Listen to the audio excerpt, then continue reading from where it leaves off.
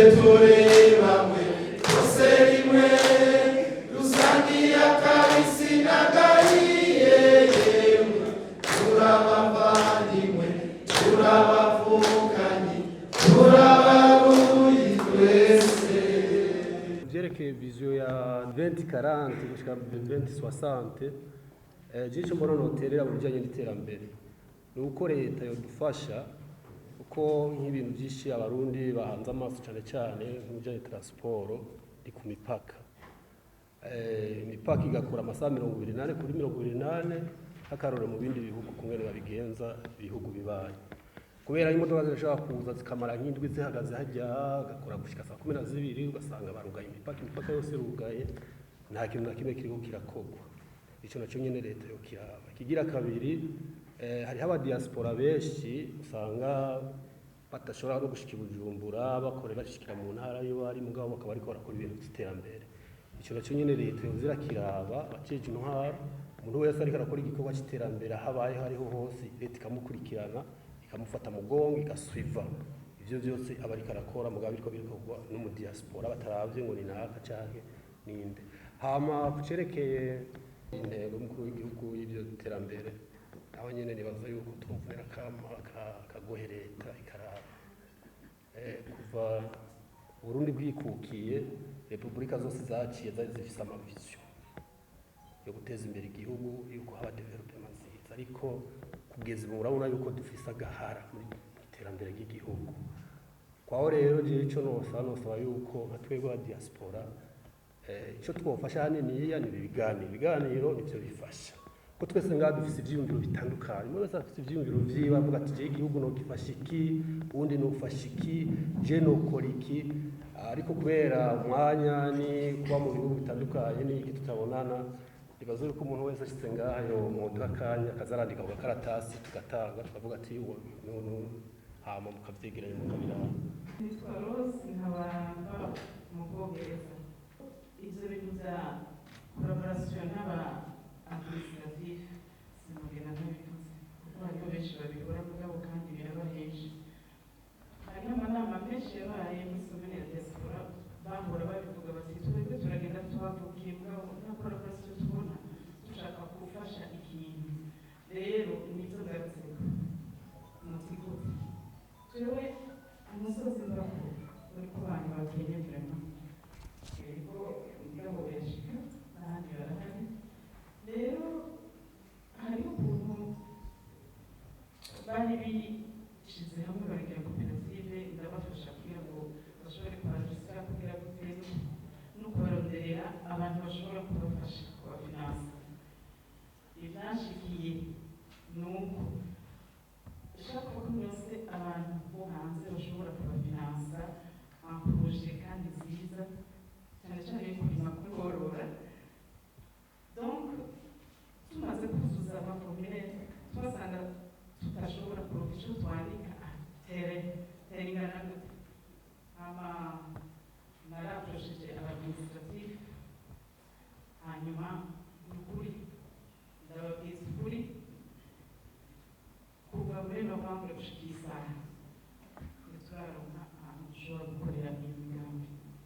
Rero ni kuvuga niba umuzungu cyangwa undi muntu wo hanze yashaka gufasha ntabwo agomba ashaka gufasha umwaka wose. Ivya mbere vyaradupfanye n'ivya kabiri ikindi naco ntabwo diaspora n'umwe ashobora gukora akantu yofashisha izo nka province cyangwa komine ariko jewe ndaraba mbona umenga ubikoze ntabwo bakwegera ngo bakwamuraje. Turasabye rero ministeri ya interieur isensibilize aba administratif kugira baze batwamuraja bongere batubwira ati reka ntabwo worongo dufashe iki ntabwo worongo dufashe iki je nibaza yuko naho bugurumwe twese tutubura ikintu kiza gufasha. Ariko rero sinogena ntashimye ibintu bimwe bimwe kera warazana ikintu kiza gufasha n'ivyo byarabaye hama ugasanga muri zone baragoye mugabo ndashima yuko ubuye baragufasha kugira byinjire. Rero uzoba n'ikintu ntaze ikintu ikindi naco hariho abantu bashobora kuronka ibintu hakabura transport yo kuyizana ntabwo usanga abandi bantu bava mu bindi bihugu baramubwira ati biduhe twebwe turirihiwe ivyo byarashikiye birashikira n'umwana w'iwanje donc mbona umenga mwosaba mu maministere bakubwira ifo hamwe umuntu aporoje ikintu yaronse bakarondera iyo transport kugira ngo tuvyikoreko. Ibyo nagomba gushikiriza mu gihugu ca Malawi turafise ingorane zidasanzwe biturutse kuri communauté y'abarundi harimo ibyo bita des infidèles usanga rero bikunda kuzana rimwe na rimwe ibintu by'ingorane ugasanga hariho abantu baza kwitirira abarundi atari bo ibyo bintu byarateye ingorane cyane rwose muri communauté y'abarundi iri muri Malawi. Hama ikindi naco nagize kunegura amaze gushika hano na cyane ibibera ku mutumba avukamwo komine Gihanga ahantu bita mu Kagwema nahasanze nta terambere rirashika kubera ko bacaba mu gihugu ubwatsi. Icyo gihe naragize icyumviro yuko twohashira nk'akantu kanaka ariko dusanga abantu baho bacafise ibindi byumviro ariko bakura hehe bakura mu bakorongozi babarongoye.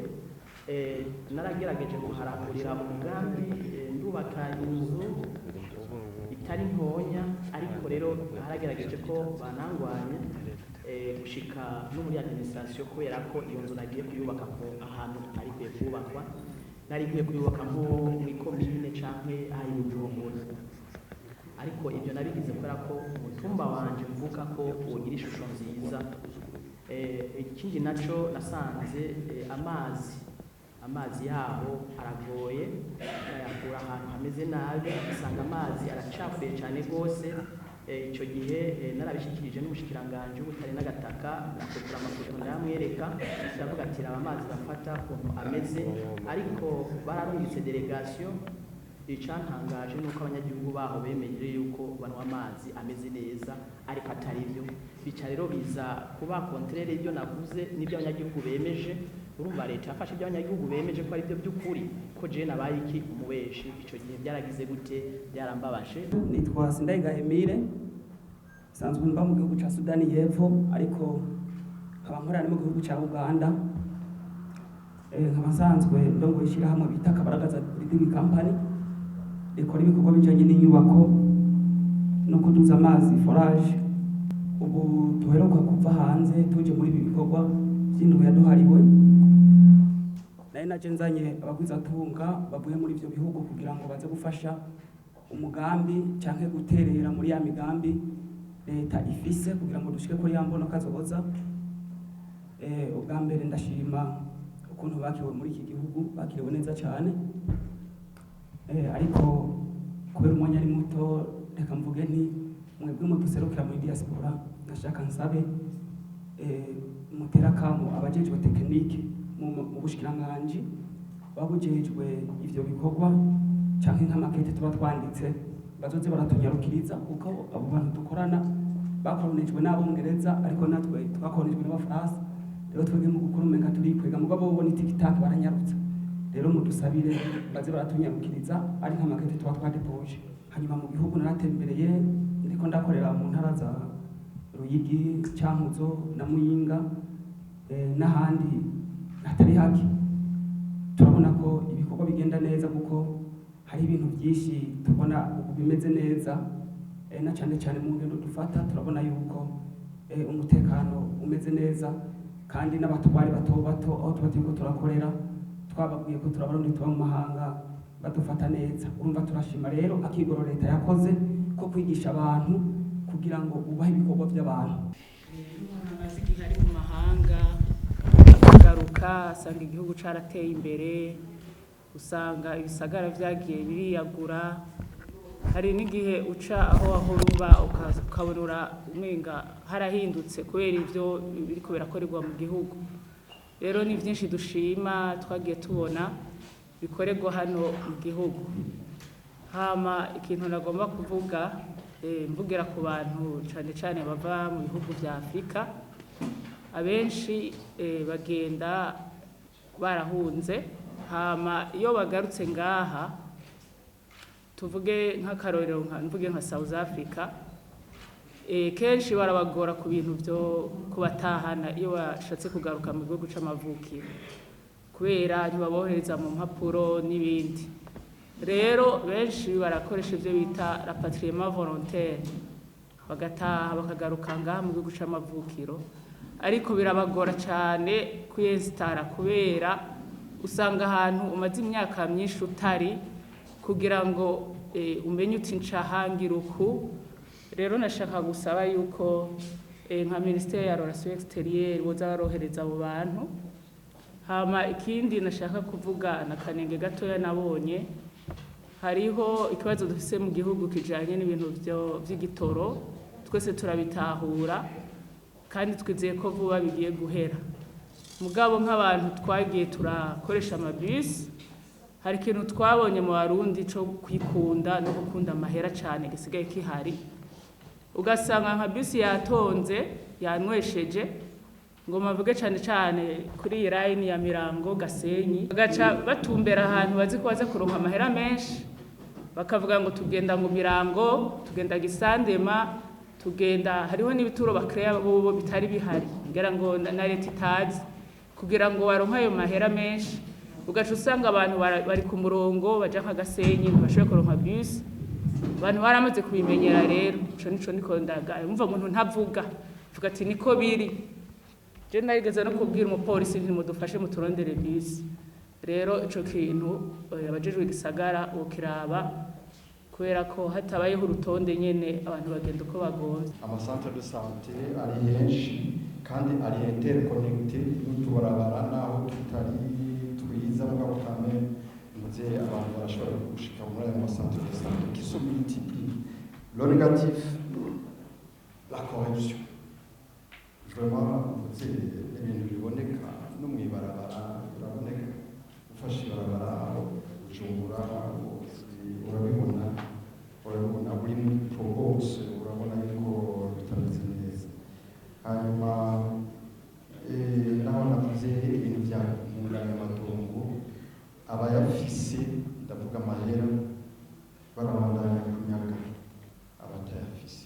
Hanyuma noshira ko ikindi, la désertion des villages ni nk'ukumenga uwokira yokira hafi. Twese turwanira tuja mu bisagara nk'ukumengo hariya aho tuva naho guhunga. Hanyuma dushitse no mu bisagara uca usanga les villes ne sont pas intégratives. Abadafise, il faut les pousser à la périphérie. Et qui aura donc droit de vivre au centre-ville? Évidemment, on conclut que celui qui a droit de vivre au centre-ville, le monde fils. C'est des choses qui sont à l'œil. Et je vais nous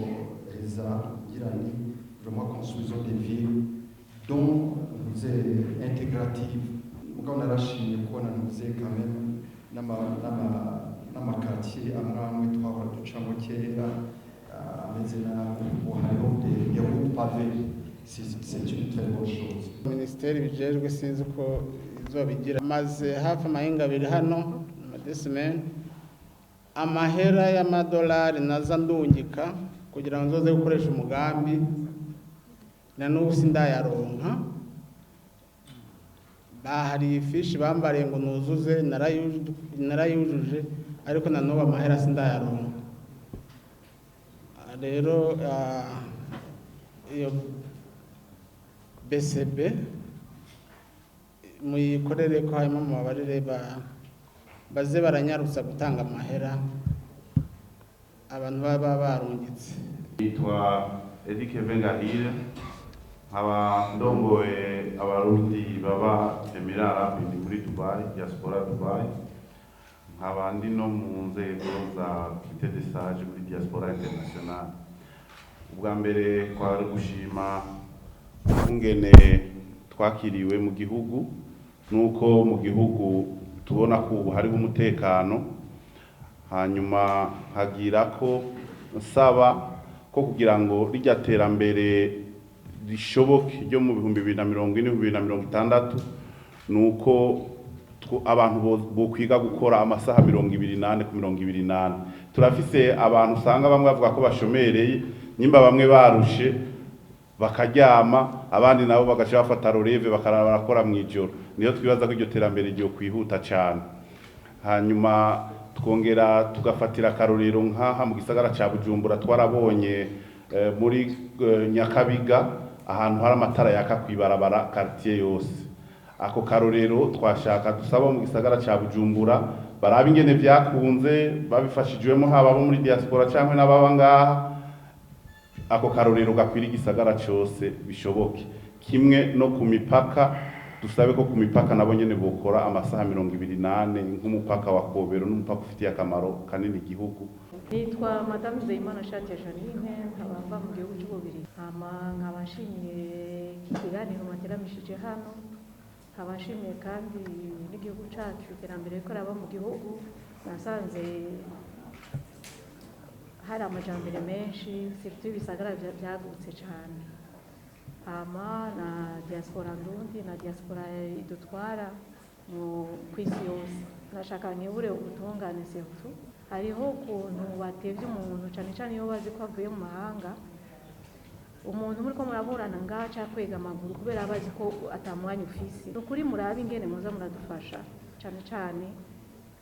Kandi novuga ko ari ubumuga kuva hasi kuduga vraiment ari ibintu batatworohereza iyo tugiye kubasaba ijambo mu ministere za titre foncier zose diaspora ihagarare na twebwe tuje mu gihugu tubituye bamenye ko ari abantu babo bari mu kangaratete. Burundi hari ibintu tugiye kubisaba mu service usanga bamanda kubwira mugenda kurondera kwa naka bakakubwira izina ntibaguhe address. So ivyo bintu navyo nyene ugacumva ngo mu Rumonge ukagenda kubirondera Bujumbura akakujumbura akakubwira Ingozi ukabingozi ukasubira Makamba. Hariho kuba nimero yo gutelefona ukabaza iti service murayironka canke ntimuyironka ntituyironka. Ivyo byari ibintu bishobora gutuma tuba diaspora wamuvuta uko tuza nanye tuvanye hari tukoresha uko bikwiye. Ikindi uko hoba inama zitandukanye kugira n'urundi rwanda rw'abarundi ntibace biyumvira kuba turaba diaspora ko tubarusha ubwenge kurusha abandi, ahubwo nabo baze dukorera hamwe bitumwe namwebwe ku bajanye no mu ndero ku mashure nabo nyene babironka ivyo inyigisho zo kuba speed. Icanyuma mpereza ko gukoresha umwanya mu bintu baba tuvuge mu kibuga c'indege hariho service tutaronka bivanye nuko ushobora kubazaranye n'umuntu atavuga ururimi rw'ikirundi cyangwa adatahura ibintu bikorwa mu Burundi, ariko ugasanga bariko bagusaba kusobanura ibintu byinshi mu mwanya muto kandi ikibanza ari gito. Ivyo navyo nyine bakwiye kubikorera kugira service zo kibuga c'indege zerekana amarembo y'igihugu tugiye kwinjiramo. Ikibazo nabonye ku kibuga c'indege cyo gusabiriza byubakira henze hose kuko umuntu ari umushitsi mugabo mutari kukobera ngo ntacyo bazanye kugeza ubuzima bwacu muhaye mu gihugu cyane uje kugira vrema n'ikibazo kibabaje cyane ikibazo cy'icyo kukumva ucutana umutima mubi. Hari n'ikindi nabonye sinzi amahoteli yo ngaha kugerageza supervision abantu bayarabe kuko kimwe gikora ikindi gikora mbere n'uko hari amazi ahari batore tunakora just nabura rero ikibazo cyose mu Burundi. Amahoro turashima cyane rwose Burundi hari amahoro menshi cyane rwose aruta n'ibindi bihugu, ariko we are worried kubera ikintu cy'uko igitoro cy'ubusubizi cyane rwose.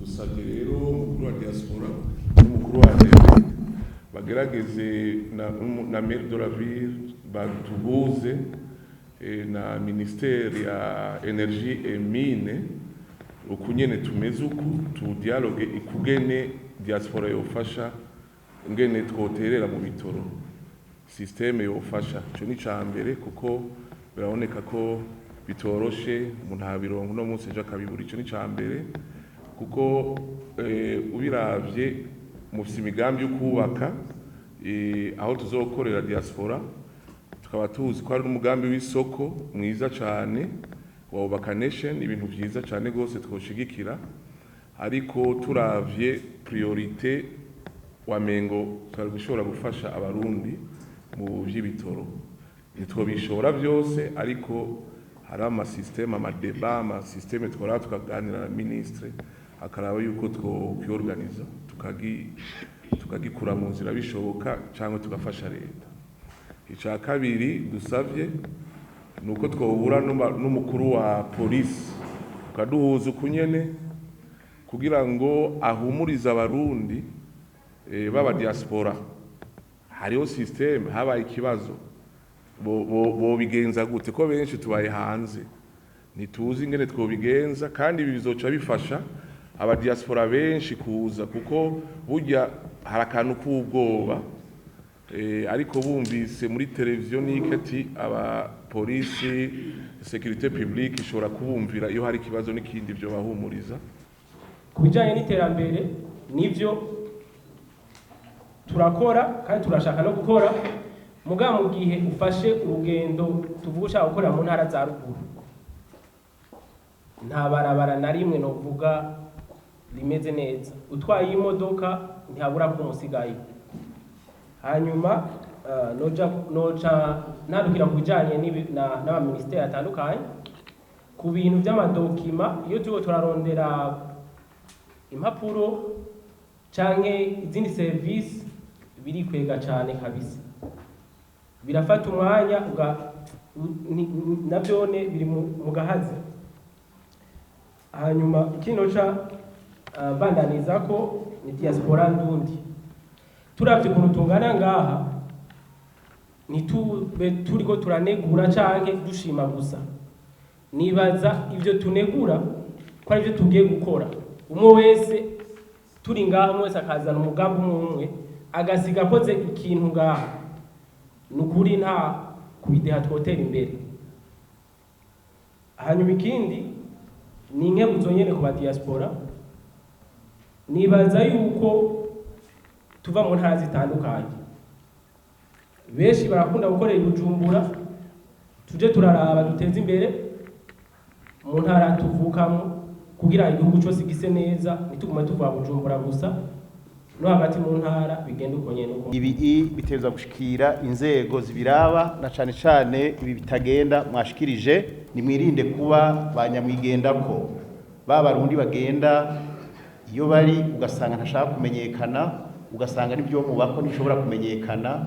Ibi bintu tuvyirinde, tuvibuzimu tuje ibuntu, dukorere hamwe, dufatane mu nda. Hano turafise imbona kazoza y'u Burundi iri ngaha, iri disponible uwari we wese ashobora kuyirondera akayironka, akayisoma, akayitahura, bibaye ngombwa akayitahuzwa.